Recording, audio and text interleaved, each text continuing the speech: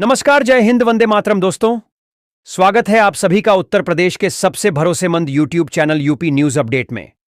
तो दोस्तों, आज हम आपके लिए लेकर आए हैं उत्तर प्रदेश राज्य के हर जिला, हर क्षेत्र की तमाम बड़ी खबरें एवं उत्तर प्रदेश सरकार द्वारा चलाई जा रही सभी सरकारी योजनाएं। उत्तर प्रदेश के सहारनपुर में आज विकास की एक नई इबारत लिखी गई। प्रधानमंत्री नरेंद्र मोदी ने 11,963 करोड़ रुपए की लागत से बने दिल्ली देहरादून इकोनॉमिक कॉरिडोर का लोकार्पण किया। इस परियोजना के शुरू होने से दिल्ली और देहरादून के बीच की यात्रा का समय 6 घंटे से घटकर मात्र 2.5 घंटे रह जाएगा। प्रधानमंत्री ने इस दौरान सहारनपुर के गणेशपुर में स्थित एशिया के सबसे बड़े वन्यजीव ऊंचे गलियारे एलिवेटेड वाइल्डलाइफ कॉरिडोर का भी निरीक्षण किया। यह कॉरिडोर पर्यावरण संरक्षण और आधुनिक बुनियादी ढांचे का बेजोड़ संगम है। रैली को संबोधित करते हुए प्रधानमंत्री ने कहा कि उत्तर प्रदेश अब कनेक्टिविटी का हब बन चुका है और यह एक्सप्रेसवे न केवल पर्यटन को बढ़ावा देगा, बल्कि पश्चिमी उत्तर प्रदेश के किसानों और व्यापारियों के लिए समृद्धि के नए द्वार खोलेगा। सुरक्षा के लिहाज से कार्यक्रम स्थल पर भारी पुलिस बल तैनात रहा। अगली खबर है कि नोएडा के औद्योगिक क्षेत्रों सेक्टर 60, 62 और 63 में चल रहा श्रमिक विरोध प्रदर्शन आज हिंसक मोड़ ले चुका है। करीब 42,000 श्रमिकों ने न्यूनतम वेतन और बेहतर कामकाजी परिस्थितियों की मांग को लेकर काम बंद कर दिया है। शहर के 83 संवेदनशील बिंदुओं पर प्रदर्शनकारियों ने जाम लगाने की कोशिश की, जिसके बाद पुलिस को बल प्रयोग करना पड़ा। कानून व्यवस्था बनाए रखने के लिए पुलिस ने भड़काऊ गतिविधियों में शामिल होने के संदेह में 200 से अधिक लोगों को हिरासत में लिया है। पूरे नोएडा और ग्रेटर नोएडा में प्रशासन ने धारा 163, पूर्व में धारा 144 लागू कर दी है।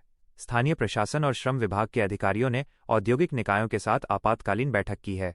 पुलिस आयुक्त ने शांति बनाए रखने की अपील की है और साफ किया है कि सार्वजनिक संपत्ति को नुकसान पहुंचाने वालों के खिलाफ गैंगस्टर एक्ट के तहत कड़ी कार्रवाई की जाएगी। अगली खबर है कि नोएडा और आसपास के इलाकों में जारी श्रमिक असंतोष के बीच मुख्यमंत्री योगी आदित्यनाथ ने मजदूरों के हक में एक बड़ा फैसला लिया है। प्रदेश सरकार ने न्यूनतम मजदूरी की दरों में उल्लेखनीय वृद्धि की अधिसूचना जारी कर दी है। नई नीति के अनुसार अकुशल श्रमिकों का मासिक वेतन अब 11,313 रुपये, अर्धकुशल श्रमिकों का 12,444 रुपये और कुशल श्रमिकों का 13,940 रुपये निर्धारित किया गया है। यह फैसला 1 अप्रैल 2026 से ही प्रभावी माना जाएगा। श्रम मंत्री ने कहा कि सरकार श्रमिकों के कल्याण के लिए प्रतिबद्ध है और उनकी जायज़ मांगों को सुना गया है। इस कदम को औद्योगिक क्षेत्रों में शांति बहाली की दिशा में एक महत्वपूर्ण प्रयास माना जा रहा है। सरकार को उम्मीद है कि इस वृद्धि के बाद श्रमिक अपना आंदोलन वापस ले लेंगे और औद्योगिक इकाइयां फिर से पूरी क्षमता के साथ काम करना शुरू कर देंगी। अगली खबर है कि उत्तर प्रदेश में अप्रैल के महीने में ही जून जैसी गर्मी महसूस की जा रही है। बुंदेलखंड के जिलों और प्रयागराज में आज तापमान 41.5 डिग्री सेल्सियस दर्ज किया गया। मौसम विभाग ने अगले 48 घंटों के लिए रेड अलर्ट जारी करते हुए लोगों को दोपहर 12 से 3 बजे के बीच घर से बाहर न निकलने की सलाह दी है। लू हीटवेव के चलते अस्पतालों में डिहाइड्रेशन और हीट स्ट्रोक के मरीजों की संख्या में 30% की वृद्धि देखी गई है। वहीं गर्मी बढ़ने के साथ ही बिजली की मांग ने पिछले सारे रिकॉर्ड तोड़ दिए हैं, जिससे ग्रामीण इलाकों में 6 से 8 घंटे की अघोषित बिजली कटौती हो रही है। ऊर्जा विभाग का कहना है कि वे ट्रांसफार्मरों को ओवरलोड से बचाने के लिए रोस्टरिंग कर रहे हैं। मुख्यमंत्री ने अधिकारियों को पेयजल आपूर्ति सुनिश्चित करने और पशु पक्षियों के लिए पानी के टैंक रखवाने के निर्देश दिए हैं। अगली खबर है कि शिक्षा विभाग ने प्रदेश के बुनियादी ढांचे को आधुनिक बनाने के लिए एक बड़ा कदम उठाया है। राज्य सरकार ने घोषणा की है कि इस शैक्षणिक सत्र के अंत तक 10,000 प्राथमिक और उच्च प्राथमिक विद्यालयों को पूरी तरह से स्मार्ट स्कूलों में बदल दिया जाएगा। इन स्कूलों में हाई स्पीड इंटरनेट, प्रोजेक्टर और टैबलेट की सुविधा दी जाएगी ताकि ग्रामीण क्षेत्रों के छात्र भी डिजिटल लर्निंग का लाभ उठा सकें। शिक्षा मंत्री ने कहा कि डिजिटल कंटेंट को स्थानीय भाषाओं और सरल उदाहरणों के साथ तैयार किया गया है, जिससे बच्चों की समझने की क्षमता में सुधार होगा। इसके साथ ही शिक्षकों को इन उपकरणों के संचालन के लिए विशेष प्रशिक्षण भी दिया जा रहा है। सरकार का लक्ष्य है कि तकनीक के माध्यम से सरकारी स्कूलों में शिक्षा के स्तर को निजी स्कूलों के बराबर लाया जाए, जिससे भविष्य में डिजिटल डिवाइड को कम किया जा सके। अगली खबर है कि धर्म और अध्यात्म की नगरी काशी में पर्यटन के क्षेत्र में नए आयाम स्थापित हो रहे हैं। गंगा नदी में संचालित होने वाले लग्जरी क्रूज पर्यटकों के आकर्षण का मुख्य केंद्र बन गए हैं। पर्यटन विभाग की ताज़ा रिपोर्ट के अनुसार पिछले 3 महीनों में वाराणसी आने वाले विदेशी और घरेलू पर्यटकों की संख्या में 40% की वृद्धि दर्ज की गई है। क्रूज सेवाओं के विस्तार से न केवल प्रत्यक्ष रोजगार मिला है, बल्कि स्थानीय हस्तशिल्प और नाविकों की आय में भी सुधार हुआ है। पर्यटकों का कहना है कि गंगा की लहरों पर सवार होकर घाटों की आरती देखना एक अविस्मरणीय अनुभव है। सरकार अब वाराणसी से बलिया तक नए जलमार्ग विकसित करने की योजना बना रही है, जिससे धार्मिक पर्यटन के साथ साथ जल परिवहन को भी बढ़ावा मिलेगा। इससे पूर्वांचल के जिलों में आर्थिक गतिविधियों को नई गति मिलने की उम्मीद है।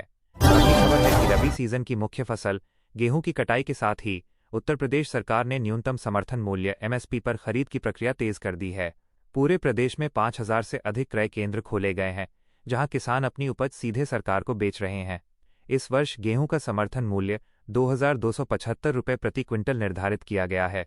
कृषि विभाग ने निर्देश दिए हैं कि किसानों को उनकी फसल का भुगतान 48 से 72 घंटों के भीतर सीधे उनके बैंक खातों में सुनिश्चित किया जाए। बिचौलियों पर लगाम कसने के लिए सभी केंद्रों पर सीसीटीवी कैमरे लगाए गए हैं और ईपॉप मशीनों के जरिए बायोमेट्रिक सत्यापन अनिवार्य किया गया है। मुख्यमंत्री ने जिलाधिकारियों को सख्त निर्देश दिए हैं कि केंद्रों पर किसानों के लिए छांव और शीतल जल की व्यवस्था रहे, ताकि उन्हें चिलचिलाती धूप में परेशानी न हो।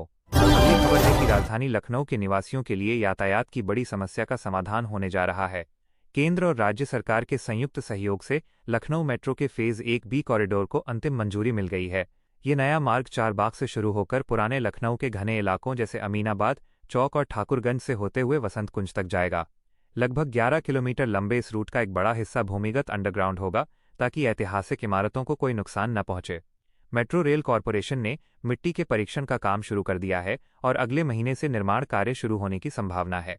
इस परियोजना के पूरा होने के बाद पुराने लखनऊ की सड़कों पर ट्रैफिक का दबाव 30% तक कम होने का अनुमान है और लाखों लोगों को प्रदूषण मुक्त सफर की सुविधा मिलेगी। अगली खबर है कि उत्तर प्रदेश सरकार द्वारा महिलाओं के आर्थिक सशक्तिकरण के लिए शुरू की गई मुख्यमंत्री माया सम्मान योजना के तहत पंजीकरण प्रक्रिया अब अपने चरम पर है। प्रदेश भर के जनसेवा केंद्रों और विशेष कैंपों में महिलाओं की लंबी कतारें देखी जा रही हैं। इस योजना के माध्यम से पात्र महिलाओं को हर महीने 1,000 रुपये की आर्थिक सहायता सीधे उनके बैंक खातों में भेजी जानी है। महिला एवं बाल विकास विभाग के आंकड़ों के अनुसार अब तक 50 लाख से अधिक महिलाओं ने इस योजना के लिए आवेदन किया है। मुख्यमंत्री ने अधिकारियों को निर्देश दिए हैं कि सत्यापन की प्रक्रिया को पारदर्शी बनाया जाए और किसी भी पात्र महिला को तकनीकी कारणों से वंचित न रखा जाए। ग्रामीण क्षेत्रों में इस योजना को लेकर विशेष जागरूकता अभियान भी चलाए जा रहे हैं। अगली खबर है कि शादियों का सीजन शुरू होने से ठीक पहले उत्तर प्रदेश के प्रमुख सर्राफा बाजारों में सोने और चांदी की कीमतों में तेजी का रुख देखा जा रहा है। आज कानपुर और मेरठ के बाजारों में 24 कैरेट सोने की कीमत में 450 रुपये की बढ़ोतरी दर्ज की गई, जिससे भाव 74,000 रुपये प्रति 10 ग्राम के पार पहुंच गए हैं। वहीं चांदी की कीमतों में भी 1,200 रुपये प्रति किलोग्राम का उछाल आया है। बाजार विशेषज्ञों का कहना है कि अंतर्राष्ट्रीय स्तर पर अस्थिरता और घरेलू मांग बढ़ने के कारण कीमतों में ये बदलाव आया है। आभूषण विक्रेताओं का मानना है कि आने वाले दिनों में मांग और बढ़ेगी, जिससे कीमतों में और भी इजाफा हो सकता है। मध्यम वर्गीय परिवारों के लिए ये बढ़ोतरी चिंता का विषय बनी हुई है, जो शादी ब्याह के लिए खरीदारी की योजना बना रहे थे। अगली खबर है कि अपराध नियंत्रण की दिशा में कार्रवाई करते हुए उत्तर प्रदेश पुलिस ने आज तड़के मुजफ्फरनगर के पास एक मुठभेड़ के बाद 2 शातिर अपराधियों को गिरफ्तार किया है। इन बदमाशों पर लूट और डकैती के दर्जनों मामले दर्ज थे और पुलिस ने इन पर 50 रुपये -50,000 का इनाम घोषित कर रखा था। मुखबिर की सूचना पर जब पुलिस ने घेराबंदी की तो बदमाशों ने फायरिंग शुरू कर दी, जिससे जवाब में पुलिस को भी गोली चलानी पड़ी। इस कार्रवाई में एक बदमाश के पैर में गोली लगी है, जिसे अस्पताल में भर्ती कराया गया है। पुलिस ने उनके पास से 2 अवैध तमंचे, कारतूस और एक चोरी की मोटरसाइकिल बरामद की है। एडीजी जोन ने बताया कि अपराध मुक्त प्रदेश के संकल्प के तहत ऐसे अपराधियों के खिलाफ अभियान और तेज किया जाएगा।